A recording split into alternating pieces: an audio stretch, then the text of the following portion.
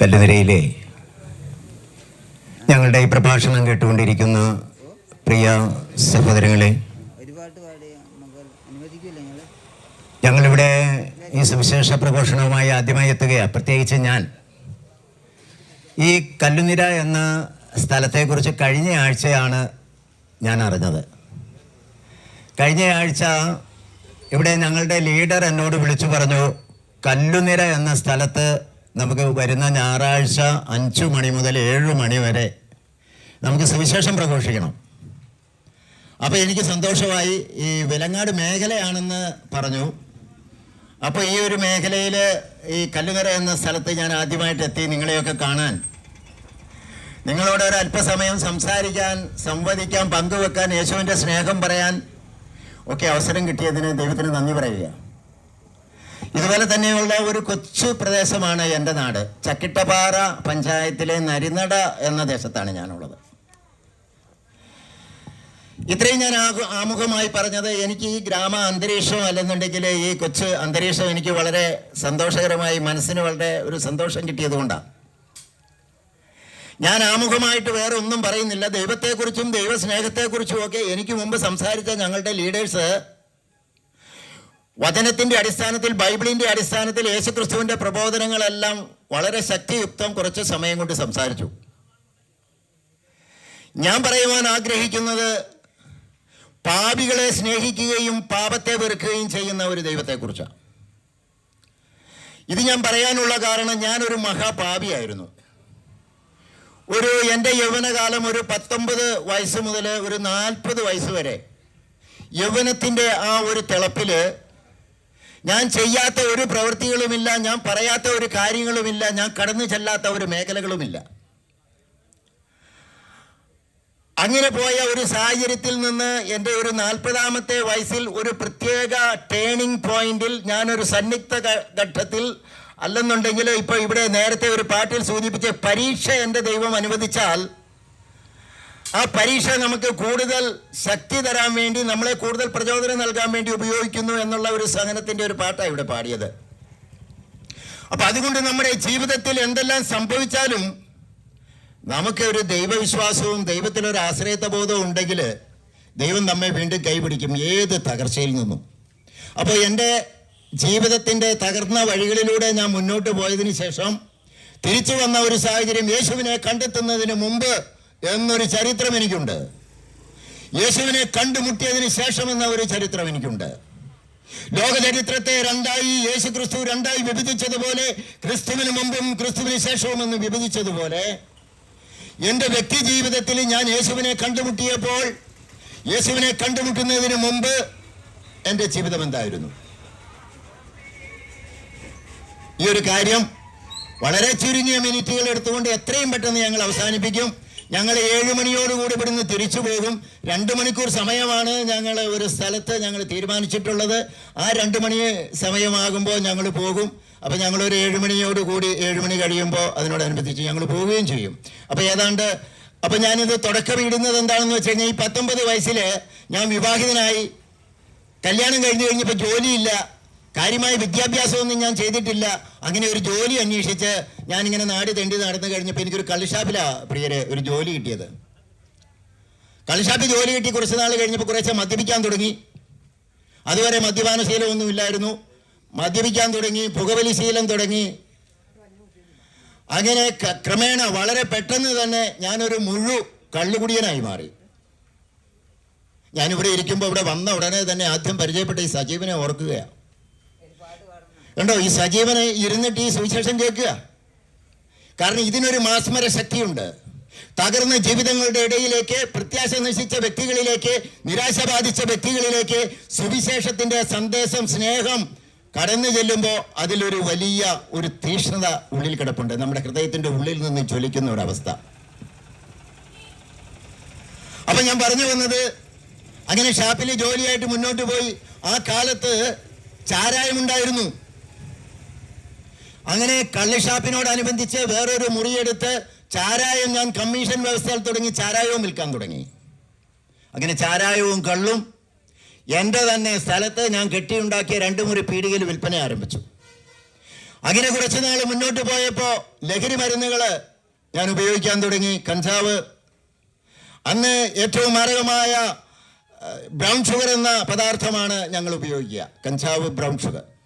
ഇന്ന് MDMA പോലെയുള്ള മാരകമായ വിഷവസ്തുക്കളുണ്ട്. അങ്ങനെ ഇതെല്ലാം ഉപയോഗിച്ച് കുറേ വർഷങ്ങൾ അങ്ങനെ മുന്നോട്ട് പോയി. ധാരാളം കൂട്ടുകാരൊക്കെ കൂടാൻ തുടങ്ങി. അങ്ങനെ ഇരിക്കുമ്പോൾ എൻ്റെ മനസ്സിലൊരു ചിന്ത, ദൈവമില്ല. അതുവരെ ദൈവവിശ്വാസമൊക്കെ ഉണ്ടായിരുന്നു. ഞാൻ ജനിച്ചപ്പോൾ ഒരു ക്രിസ്ത്യാനിയായിരുന്നു. അത് കഴിഞ്ഞപ്പോൾ എൻ്റെ വിശ്വാസം നഷ്ടപ്പെട്ടു. ഞാൻ എൻ്റെ ഷാപ്പിൽ കുടിക്കാൻ വരുന്നവർ, മദ്യപിക്കാൻ വരുന്നവർ കൂട്ടുകാരോടൊക്കെ പറഞ്ഞു ദൈവമില്ല. ഇതിനൊരു കാരണം എന്താണെന്ന് വെച്ച് കഴിഞ്ഞാൽ, അന്ന് കേരളത്തില് വലിയ യുക്തിവാദികളുടെ ഒരു സംഘം തന്നെ അന്ന് കേരളത്തിൽ പ്രവർത്തിച്ചു കൊണ്ടിരുന്നു. കോവൂര്, ഇടമറുക്, ജോൺസൺ ഐരൂർ, പാവനൻ, ദേവസിക്കുട്ടി എന്ന് വേണ്ട കേരളത്തിൽ അന്ന് ഒട്ടനവധി നിരീശ്വരവാദികൾ, യുക്തിവാദികൾ കേരളത്തിൽ കടന്നു വന്നു. അവരങ്ങനെ നിരവധിയായ പുസ്തകങ്ങൾ എഴുതി. ക്രിസ്തുവും കൃഷ്ണനും ഒന്നും ജീവിച്ചിരുന്നില്ല എന്ന് വരെ അവർ പുസ്തകങ്ങൾ എഴുതിയുണ്ടാക്കി. അതൊക്കെ വിശ്വസിച്ചു. അതെല്ലാം ഞാനും പ്രചരിപ്പിക്കാൻ തുടങ്ങി.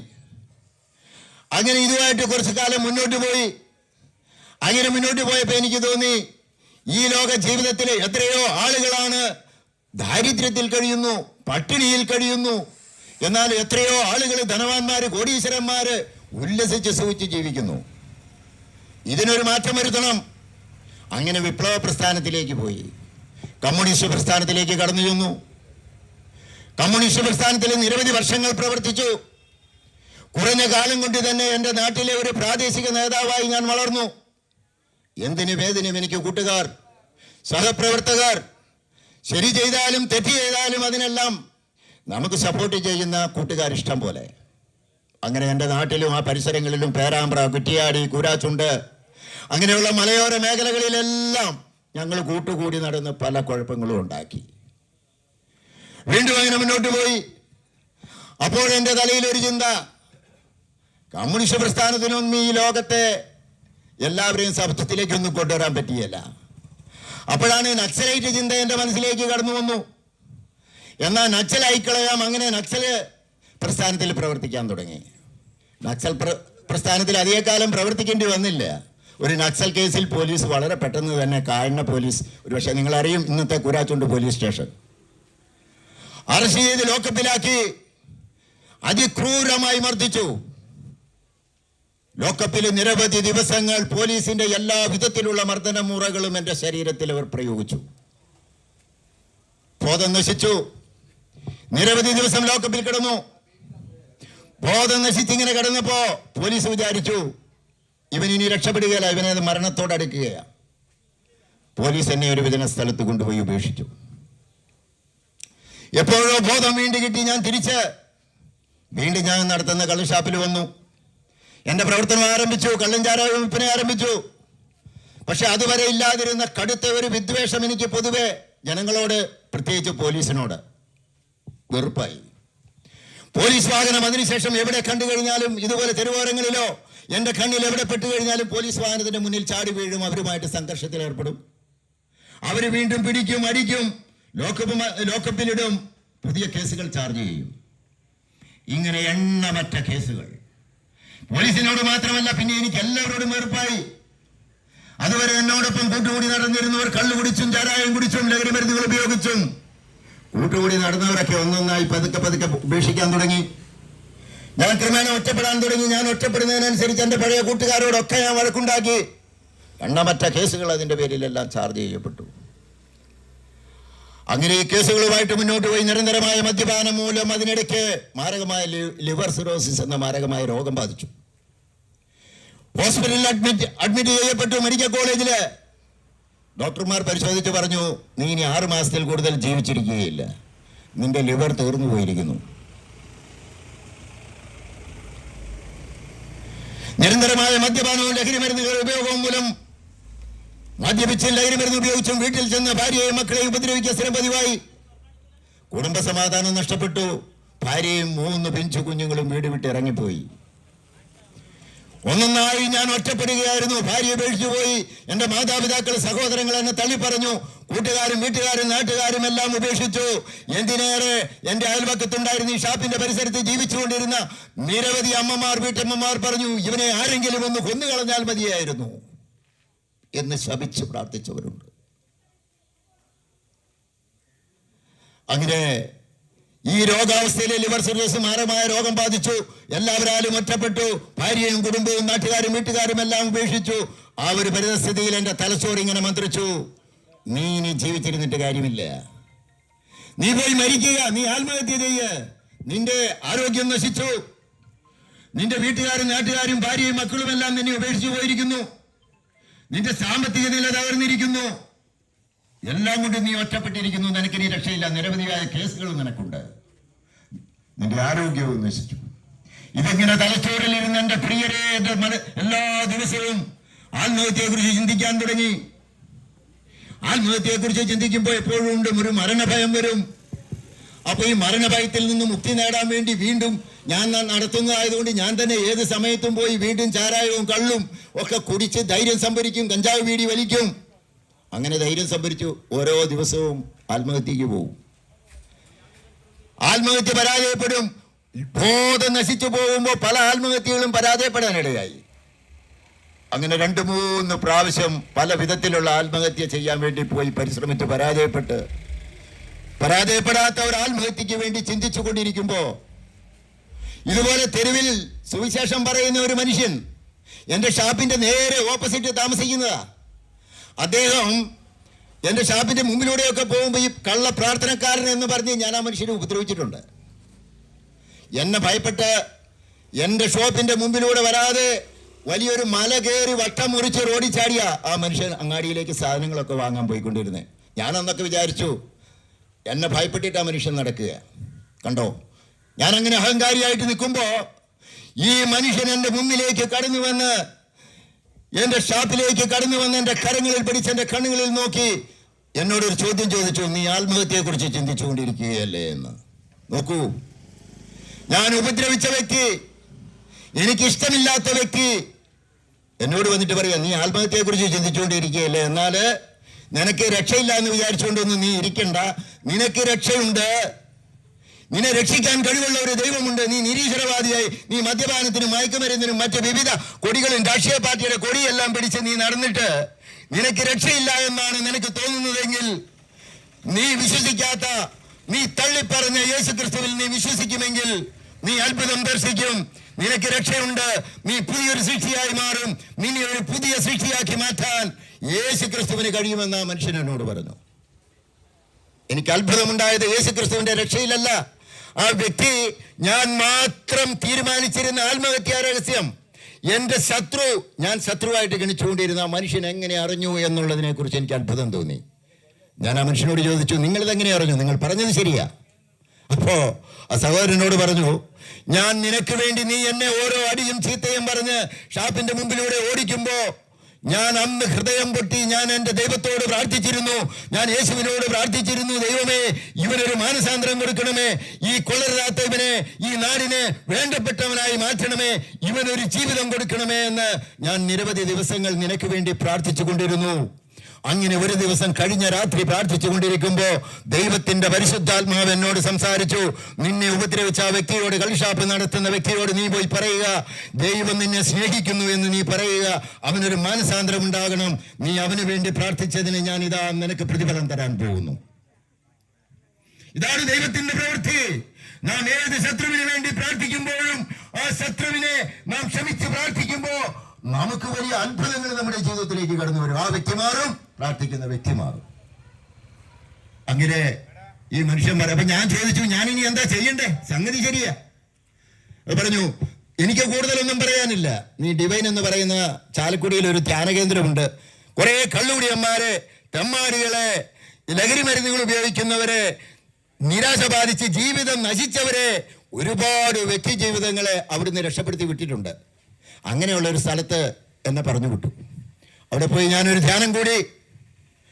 ധ്യാനത്തിന്റെ സമയത്ത് എനിക്ക് ഒന്നും മനസ്സിലായില്ല. എൻ്റെ സഹോദരങ്ങളെ, എന്താ പറയുക, 20-21 വർഷക്കാലം നിരന്തരമായ ലഹരി എൻ്റെ തലച്ചോറിനെ നശിപ്പിച്ചു കളഞ്ഞിരുന്നു, എൻ്റെ ആരോഗ്യത്തെ നശിപ്പിച്ചു കഴിഞ്ഞിരുന്നു, എൻ്റെ ഓർമ്മയെ നശിപ്പിച്ചു കഴിഞ്ഞിരുന്നു. ഞാൻ അവിടെ പോയി വെറുതെ കസേരയിൽ കിടന്നു.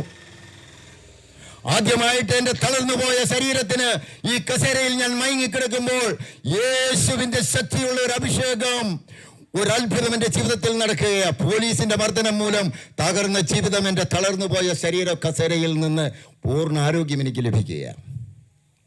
ദൈവത്തിന് സ്തുതി. ഞാനത് കഴിഞ്ഞു. ഈ ധ്യാന അവസരത്തിൽ തിരിച്ചു പോരാൻ നേരത്തെ 6 ദിവസത്തെ ധ്യാനമാണ് അവിടെ നടക്കുന്നത്. ഞാൻ തിരിച്ചു പോരുന്ന സമയത്ത് 6-ാം ദിവസം ഇതിനിടയ്ക്ക് ഏതോ ഒരു ദിവസം എൻ്റെ കാതുകളിൽ ഇങ്ങനെ മയങ്ങിക്കിടക്കുമ്പോൾ ഒരു വചനം കേട്ടു. ഇതുപോലെ അവിടെ സാക്ഷ്യം പറയാമെന്ന ഏതോ ഒരു മനുഷ്യൻ യേശുവിന് ഒരു സാക്ഷ്യം പറയുക. ഇങ്ങനെ അവിടെ ഡിവൈനി പറയുന്നത് ഞാനിങ്ങനെ എൻ്റെ കാതുകളിൽ കേൾക്കുക മയങ്ങിക്കിടക്കുമ്പോൾ, കർത്താവായ യേശുവിൽ വിശ്വസിക്കുക, നീയും നിന്റെ കുടുംബവും രക്ഷ പ്രാപിക്കുമെന്ന്. ഇത് ഞാൻ ഇങ്ങനെ കേട്ടു, അതെൻ്റെ ഹൃദയത്തിലുണ്ട്. ധ്യാനം കഴിഞ്ഞ് ഞാൻ തിരിച്ചു വന്നു. വീട്ടില് ഉറങ്ങാൻ കിടക്കുന്ന സമയത്ത് ഞാൻ ഇങ്ങനെ ദൈവത്തോട് പറഞ്ഞു. അതുവരെ ദൈവമില്ല എന്ന് വിചാരിച്ച് അങ്ങനെ നിരീശ്വരവാദിയായിട്ട് നടന്ന് ആദ്യമേ ഞാൻ കിടക്കാൻ നേരത്ത് ദൈവമേ എന്ന് വിളിച്ചുകൊണ്ട് വീണ്ടും ദൈവത്തോട് ഒരു കണ്ടീഷൻ വെച്ചു.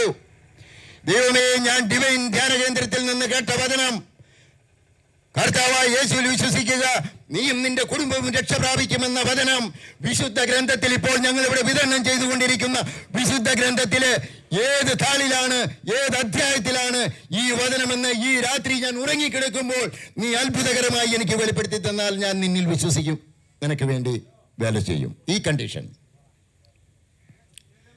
നടക്കാൻ പോകാത്ത ഒരു കണ്ടീഷനാ സാധാരണ മനുഷ്യബുദ്ധിക്ക്. ഇങ്ങനെ ചിന്തിച്ചുകൊണ്ട് ഞാൻ കിടന്നു. രാത്രിയുടെ 3-ാം യാമത്തിൽ അത്ഭുതകരമായി എൻ്റെ ശരീരത്തിനൊരു വിറയൽ അനുഭവപ്പെട്ടു. ഞാൻ ഉറക്കത്തിൽ ഇങ്ങനെ ഒരു മയക്കത്തിൽ ഒരു സ്വപ്നം കാണുകയാണ്. അപ്പസ്തോല പ്രവർത്തനം 16:31 എന്ന് കൈ വിരലുകൾ കൊണ്ട്, ദൈവത്തിന്റെ വിരലുകൾ കൊണ്ട് സുവർണ ലിപികളിൽ എൻ്റെ കണ്ണുകളിൽ കാണുകയാണ്. അപ്പസ്തോല പ്രവർത്തനം 16:31. കർത്താവായ യേശുവിൽ വിശ്വസിക്കുക, നീയും നിന്റെ കുടുംബവും രക്ഷ പ്രാപിക്കും. സ്വപ്നത്തിൽ നിന്നുണർന്ന്, ദർശനത്തിൽ നിന്നുണർന്ന് അന്ന് ആദ്യമായി ഡിവൈനിൽ നിന്ന് വാങ്ങിക്കൊണ്ടുവന്ന ഈ വിശുദ്ധ ബൈബിൾ എടുത്ത് അപ്പസ്തോല പ്രവർത്തനം നോക്കിയെടുത്തു. ഇതൊരു അത്ഭുതമാണോ അതോ ഇത് വെറുമൊരു സ്വപ്നമാണോ മീഥ്യയാണോ എന്നറിയാൻ വേണ്ടി ഈ ഗ്രന്ഥമെടുത്ത് അതിലെ അപ്പസ്തോല പ്രവർത്തനം 16-ാം അധ്യായത്തിലെ 31-ാം തിരുവചനങ്ങളിലേക്ക് എൻ്റെ കണ്ണുകൾ പായുമ്പോൾ ഞാൻ ദർശനത്തിൽ എങ്ങനെ കണ്ടോ അതുപോലെ വീണ്ടും ആ പുസ്തകത്തിൽ എഴുതിയിരിക്കുന്നു സ്വർണ്ണ നിറത്തിൽ, കർത്താവായ യേശുവിൽ വിശ്വസിക്കുക, നീയും നിന്റെ കുടുംബവും രക്ഷ പ്രാപിക്കുക. ആ ഒരേ ഒരു വചനമാണ് കഴിഞ്ഞ 30 വർഷമായി 1995 നവംബർ മാസം 25-ാം തീയതി മുതൽ അന്ന് മുതൽ ഇങ്ങോട്ട് 30 വർഷം എൻ്റെ ജീവിതത്തെ മാറ്റിമറിച്ച വിശുദ്ധ ബൈബിളിലെ ഒരേ ഒരു വചനം. അതിനുശേഷം ഒട്ടനവധി വചനങ്ങൾ ഞാൻ പഠിച്ചു, മനസ്സിലാക്കി പറയുന്നുണ്ട്. എന്നാൽ വിശുദ്ധ ഗ്രന്ഥത്തിലെ 35,000-ൽ പരം തിരുവചനങ്ങൾ നിറഞ്ഞു നിൽക്കുന്ന ഒരേ ഒരു വചനമാണ് ഈ പാവപ്പെട്ട വ്യക്തിയെ മദ്യപാനത്തിൽ നിന്നും, മയക്കുമരുന്നിൽ നിന്നും, ദുശീലങ്ങളിൽ നിന്നും, അടിപടിയിൽ നിന്നും, വിശ്വാസമില്ലായ്മയിൽ നിന്നും മോചിപ്പിച്ച് എന്നെ നിർത്തിയിരിക്കുന്നത്. നിങ്ങൾ ആലോചിക്കണം എൻ്റെ പ്രിയരെ, ഉണ്ടാകട്ടെ എന്ന ഒറ്റ വചനം വിശുദ്ധ ബൈബിളിൽ ഉൽപ്പത്തി പുസ്തകത്തിൽ പറയുന്നത് ഉണ്ടാകട്ടെ എന്ന വചനം, വാക്ക്, ഈ ദൈവത്തിന്റെ വചനം ഒറ്റ വചനമാണ് ഉണ്ടാകട്ടെ എന്നത്. ആ ഉണ്ടാകട്ടെ എന്ന വചനം കൊണ്ട് ഈ പ്രപഞ്ചത്തെ മുഴുവൻ സൃഷ്ടിച്ച ദൈവത്തിന്, ആ ദൈവത്തിന്റെ വചനത്തിന് മാറ്റമില്ല കേട്ടോ. അത് ജീവനുള്ള വചനമാണ്. അതുകൊണ്ടാണ് ഞങ്ങൾ ഓരോ സ്ഥലത്തും ഈ ബൈബിൾ വിതരണം ചെയ്യുന്നത്. നിങ്ങളോട് ഈ ബൈബിൾ വാങ്ങി നിങ്ങൾ വായിച്ച് ഇതുവരെയുള്ള നിങ്ങളുടെ ജീവിതത്തില് തകർച്ചകൾ മാത്രമാണ് ഉണ്ടായിട്ടുള്ളത്, നിരാശകളാണ് ഉണ്ടായിട്ടുള്ളത്, ദുശീലങ്ങളിൽ നിന്ന് മാറാൻ കഴിയുന്നില്ലേ, മദ്യത്തിൽ നിന്നോ മയക്കുമരുന്നിൽ നിന്നോ മറ്റനവധി ദുശീലങ്ങളിൽ നിന്ന് നിങ്ങൾക്ക് മോചനം ലഭിക്കാൻ കഴിയുന്നില്ലെങ്കിൽ സർവ്വവിമോചകനായ, സകലത്തിന്റെയും വിമോചകനായ ഞങ്ങൾ പ്രസംഗിക്കുന്ന, ഞങ്ങൾ പ്രഘോഷിക്കുന്ന, ഞങ്ങൾ വിശ്വസിക്കുന്ന യേശുവിലേക്ക് നിങ്ങൾക്ക് വിട്ടുകൊടുക്കാം. അവൻ നിങ്ങളുടെ ജീവിതങ്ങളെ പണിതുയർത്തും, നിങ്ങളെ ഒരു പുതിയ സൃഷ്ടിയാക്കി മാറ്റും. ഒരു പുതിയ സൃഷ്ടിയാവുക എന്നതാണ് പരമപ്രധാനം. യേശുവിലായിരിക്കുന്നവൻ പുതിയ സൃഷ്ടിയാണ്. അപ്പോൾ എൻ്റെ ജീവിതം 1-ാം ഘട്ടം ഞാൻ പറഞ്ഞു. എൻ്റെ പ്രിയരെ, ഞാൻ ജീവിച്ചിരുന്ന കഴിഞ്ഞ കാലഘട്ടം യേശുവിലായി കഴിഞ്ഞപ്പോഴുള്ള മാറ്റം കണ്ടോ? എനിക്ക് ബൈബിൾ വായിക്കാൻ കൃപ തന്നു. എൻ്റെ വെറുപ്പ്, വിദ്വേഷമെല്ലാം മാറി. അതുവരെയുള്ള നിരവധിയായ കേസുകൾ മാറി. ഞാൻ ഉപദ്രവിച്ച മുഴുവൻ വ്യക്തികളെയും ഇതുപോലെ തെരുവോരങ്ങളിൽ പോയി കണ്ടു. എൻ്റെ ജീവിതകാലത്ത് ഉപദ്രവിച്ച മുഴുവൻ വ്യക്തികളെയും ഞാൻ അവരെ പോയി കണ്ട് കാല് പിടിച്ച് ക്ഷമ ചോദിച്ചു. ഈ ക്ഷമയ്ക്കൊരു പ്രത്യേകതയുണ്ട്. നമ്മൾ പലപ്പോഴും വാശി പിടിക്കും, ഒരു കാര്യത്തിൽ നമുക്ക് ആരോടും ക്ഷമിക്കാൻ പറ്റിയല്ല. ഈ ക്ഷമയുടെ ഒരു പ്രത്യേകത ഞാൻ പറഞ്ഞു തരാം. ഒരു പക്ഷെ നിങ്ങൾക്കറിയാം, ഞാനിതൊരു രഹസ്യമായിട്ട് പറയുന്ന കാര്യമല്ല കേട്ടോ. നിരവധി ആളുകൾ ഇത് പ്രവർത്തിച്ച്, ചിന്തിച്ച്, പഠിച്ച് മനസ്സിലാക്കി അനുഭവത്തിൽ വരുത്തിയിട്ടുള്ള കാര്യമാണ്. അപ്പോ അങ്ങനെ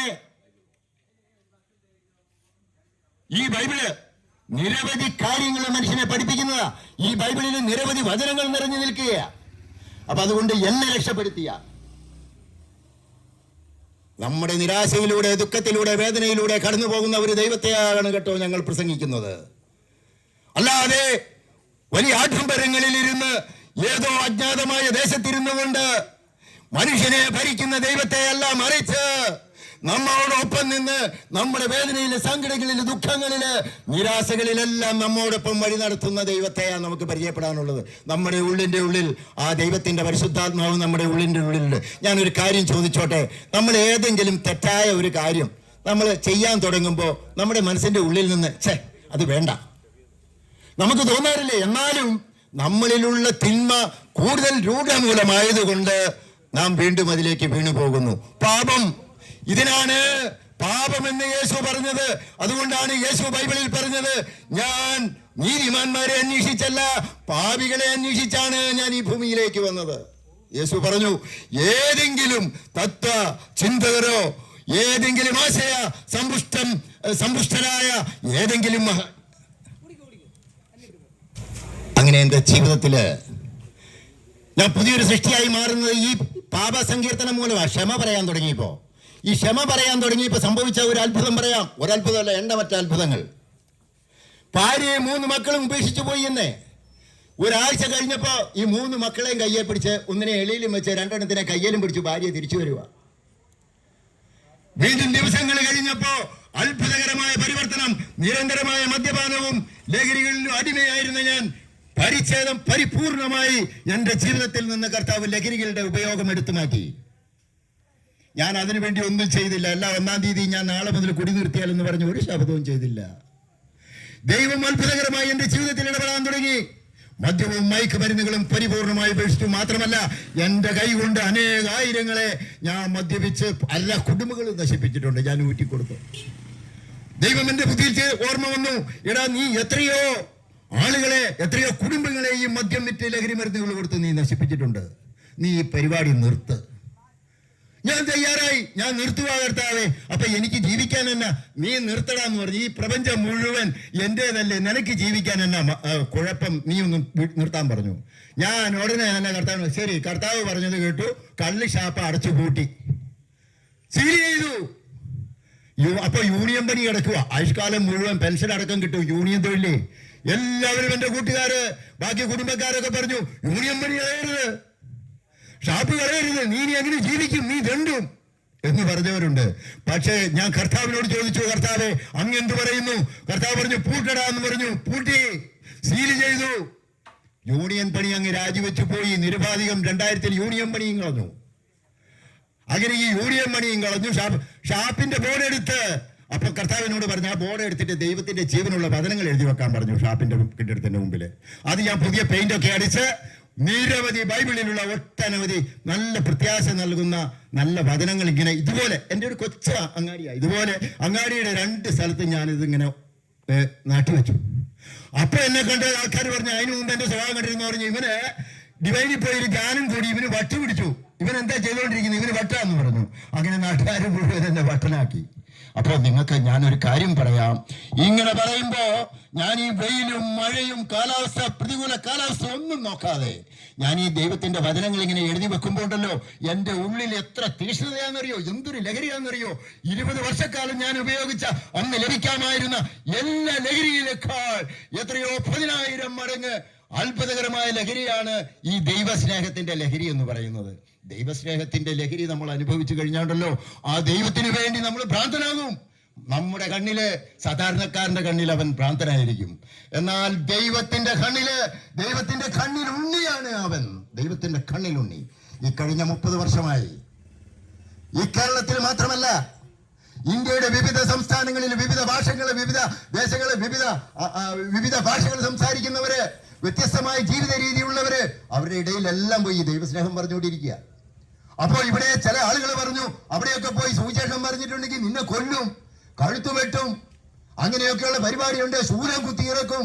ഇങ്ങനെയൊക്കെ ഉണ്ടെന്ന് പറഞ്ഞു. എന്നാൽ നമുക്കറിയോ, ദൈവസ്നേഹം ഇങ്ങ് നിറഞ്ഞു വന്നു കഴിഞ്ഞാണ്ടല്ലോ യേശുവിനെ പറഞ്ഞ് യേശുവേ യേശുവേ എന്ന് വിളിച്ചുകൊണ്ട് ഞങ്ങൾ ആരുടെയും കഴുത്തറക്കാൻ പോവുകയില്ല. യേശുവേ യേശുവേ എന്ന് വിളിച്ചുകൊണ്ട് ആരുടെയും നെഞ്ചത്തേക്ക് ശൂലവും കുത്തിയിറക്കുകയില്ല. ഇതാണ് ക്രിസ്തുവിന്റെ രീതി. ഞങ്ങളുടെ ഗുരുനാഥൻ, ഞങ്ങളുടെ മഹാഗുരു പഠിപ്പിച്ചത് ശത്രുവിന് നന്മ ചെയ്യുക. നിന്റെ ശത്രു നിനക്ക് അവന് ദാഹിക്കുന്നുണ്ടെങ്കിൽ കുടിക്കാൻ കൊടുക്കുക, അവന് വിശക്കുന്നെങ്കിൽ അവന് ഭക്ഷണം കൊടുക്കുക, അവന് വേണ്ടി പ്രാർത്ഥിക്കുക, കഴിയുമെങ്കിൽ അവന് വേണ്ടി മരിക്കാൻ തയ്യാറാകുക. ഇത് ഞങ്ങളുടെ ഗുരുനാഥൻ ഞങ്ങൾക്ക് കാണിച്ചു തന്നിട്ടുണ്ട്. യേശു ക്രിസ്തു 2023 വർഷങ്ങൾക്ക് മുമ്പ് ലോകത്തിലുള്ള സകല പാപികളുടെയും രക്ഷയ്ക്ക് വേണ്ടി യേശു ക്രിസ്തു പലസ്തീനായ ഒരു കന്യകയിൽ ജനിച്ചു. യേശു ക്രിസ്തു കന്യകയിൽ ജനിച്ചു. ആരെല്ലാം എവിടെയെല്ലാം ജനിക്കുന്നു. എന്നാൽ യേശു ക്രിസ്തുവിന്റെ ജനനത്തിന് ഒരു പ്രത്യേകതയുണ്ട്. യേശു ക്രിസ്തുവിന്റെ ജനനത്തിനും 700, 800, 1000 വർഷങ്ങൾക്ക് മുമ്പ് ഈ പ്രപഞ്ചത്തിന്റെ വിവിധ കോണുകളിൽ ഇരുന്നു കൊണ്ട് യേശുവിന്റെ ജനനത്തെ കുറിച്ച് പ്രവചിച്ചിട്ടുണ്ട് നമ്മുടെ പൂർവികര്.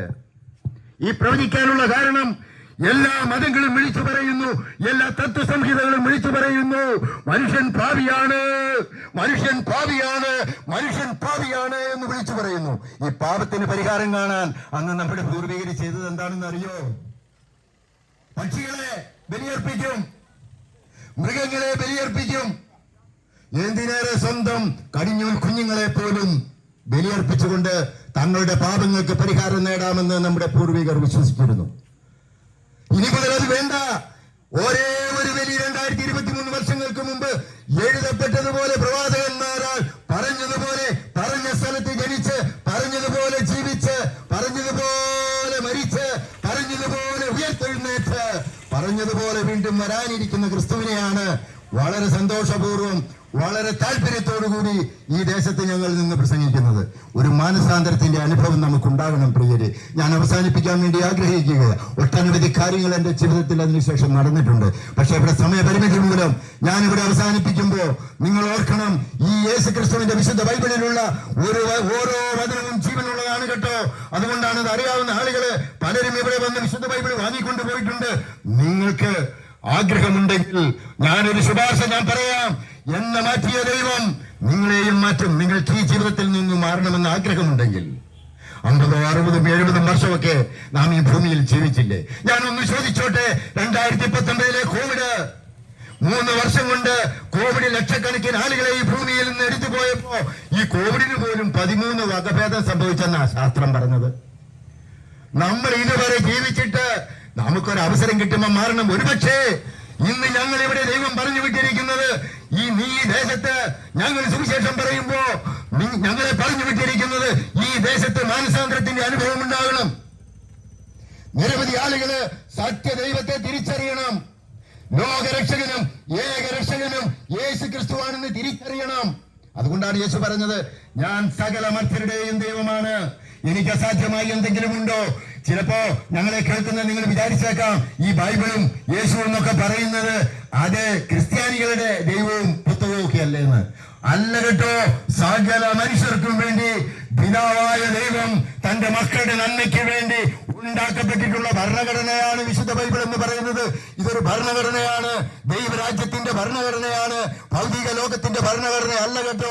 എളുപ്പം നമ്മളെ സ്വാധീനിക്കുന്നത്, എളുപ്പം നമുക്ക് പിന്തുടരാവുന്ന ഏറ്റവും മനോഹരമായ ലാളിത്യമുള്ള വലിയ മഹാഗ്രന്ഥമാണ് വിശുദ്ധ ബൈബിൾ എന്ന് പറയുന്നത്. ഇതിനാകെ ലോകത്തിൽ മറ്റനവധി ഗ്രന്ഥങ്ങളുണ്ടെങ്കിലും സത്യവേദ പുസ്തകം എന്ന് അറിയപ്പെടുന്ന, ലോകത്തറിയപ്പെടുന്ന ഒരേ ഒരു ഗ്രന്ഥമാണ് വിശുദ്ധ ബൈബിൾ. ഓർക്കുക, ഈ വിശുദ്ധ ഗ്രന്ഥം നിങ്ങൾ വാങ്ങിയവരെല്ലാം അനുഗ്രഹിക്കപ്പെടും. വിശുദ്ധ ബൈബിളിലെ ഹെബ്രായരുടെ പുസ്തകം 1-ാം അധ്യായം 3-ാം വചനം പറയുന്നു, വിശുദ്ധ ഗ്രന്ഥം വായിക്കുന്നവർ, പ്രസംഗിക്കുന്നവർ, അത് കേൾക്കുന്നവർ, അതനുസരിച്ച് ജീവിക്കുന്നവർ അനുഗ്രഹിക്കപ്പെടും. ദൈവവചനത്തിന് മാറ്റമില്ല. ഇന്നിതൊരു അനുഗ്രഹമായ ജനതയുടെ മുമ്പിലാണ് ഞങ്ങൾ നിൽക്കുന്നത്. ഈ കല്ലുനില എന്ന ദേശത്തെ അനുഗ്രഹിക്കപ്പെട്ട ജനതയുടെ മുമ്പിലാണ് ഞങ്ങൾ നിൽക്കുന്നത്. ഞങ്ങൾ ഉറക്കെ പറയും, നാളെ ഈ ദേശത്ത് നിങ്ങളുടെ മനസ്സിൽ മാനസാന്തരങ്ങൾ ഉണ്ടാവും. വലിയ മാനസാന്തരങ്ങളും വലിയ പശ്ചാത്താപത്തിന്റെ അനുഭവം നിങ്ങൾക്കുണ്ടാകണം. നമുക്കിങ്ങനെ പോയാൽ പോരാ പ്രിയരെ. നമ്മുടെ വരും തലമുറ എങ്ങനെയാണ് മുന്നോട്ട് പോകുന്നത് നമ്മളൊന്ന് ചിന്തിച്ചു നോക്കിയിട്ടുണ്ടോ? നമ്മുടെ കുഞ്ഞുകുട്ടികളെ നമ്മൾ സ്കൂളിലേക്ക് വിടുന്നത് എത്രയോ ഭയത്തോടു കൂടിയാ. ഇത്രയും ഭയത്തോടുകൂടെ തിരിച്ചു കുഞ്ഞുങ്ങൾ വരുമോ എന്ന് പോലും അറിഞ്ഞുകൂടാ. അവൻ മയക്കുമരുന്നിന്റെ അടിമയിൽ പെട്ടുപോയോ, ഏതെങ്കിലും റാക്കറ്റിൽ പെട്ടുപോയോ, ഏതെങ്കിലും ഗുണ്ടായുസത്തിന്റെ കൂട്ടായ്മയിൽ പെട്ടുപോയോ എന്നൊക്കെ ചിന്തിച്ച് നമ്മൾ ജീവൻ കയ്യിലെടുത്തുകൊണ്ടിരിക്കുന്ന അവസ്ഥ. കുഞ്ഞുങ്ങൾ തിരിച്ച് വീട്ടിൽ വരുമ്പോഴാണ് നമുക്കൊരു സമാധാനമാകുന്നത്. അപ്പോ നമുക്ക് ഈ തലമുറയെ നശിപ്പിക്കാതെ വരും തലമുറയ്ക്ക് വേണ്ടി നമ്മളിപ്പോ ഇവിടെ ചുവടിടണം, അടിത്തറയിടണം. നിങ്ങളുടെ അടിത്തറയിലൂടെ, മാതാപിതാക്കളുടെ അടിത്തറയിലൂടെ മനോഹരമായ ഒരു ജീവിതം നിങ്ങൾ കെട്ടിപ്പടുക്കണം. പുതിയൊരു ജീവിതത്തിലേക്ക് കടന്നു വരണം. യേശുവിനെ നാഥനും രക്ഷകനുമായി സ്വീകരിച്ചുകൊണ്ട് പുതിയൊരു ജീവിതത്തിലേക്ക് നിങ്ങൾ കടന്നു വരണം. വഴിയും സത്യവും ജീവനും ഞാനാണ്, എന്നിലൂടെ അല്ലാതെ ഒരുവനും ദൈവരാജ്യത്തിൽ എത്തുകയില്ല എന്ന് യേശു അസംയുക്തമായി പ്രസ്താവിച്ചു. ഈ ഭൂമിയിൽ ജനിച്ച നിരവധി മഹാന്മാർ ദൈവത്തോട് ചൂണ്ടിക്കാണിച്ചിട്ടുണ്ട്. നിങ്ങൾ ദൈവത്തിങ്കിലേക്ക് അടുക്കണം, നന്മ ചെയ്യണം, ധർമ്മം നടത്തണം എന്നൊക്കെ പറഞ്ഞ് നമുക്ക് ഒത്തിരി പ്രബോധനങ്ങൾ തന്നിട്ടുണ്ട്. അപ്പോ യേശു വന്ന് പറഞ്ഞു, അത് ഞാനാണ് എന്ന് വിളിച്ചു പറഞ്ഞ ഒരേ ഒരു ദൈവം കർത്താവായ യേശു ക്രിസ്തു. അവന്റെ കല്ലറ മാത്രം ഇന്നും ഒഴിഞ്ഞു കിടക്കുക. കല്ലറയിൽ ബോഡിയില്ല. യേശുവിനെ കുരിശിലേക്ക് കൊല്ലുന്ന സമയത്ത് യഹൂദ പ്രമാണിമാരോട്, ന്യായാധിപന്മാരോട് യേശു പറഞ്ഞു, നിങ്ങൾ എന്നെ പിടിക്കുകയും നിങ്ങൾ എന്നെ കുരിശിൽ തറയ്ക്കുകയും കൊല്ലുകയും ചെയ്യും, എന്നാൽ 3-ാം ദിവസം ഞാൻ ഉയർത്തെഴുന്നേൽക്കും.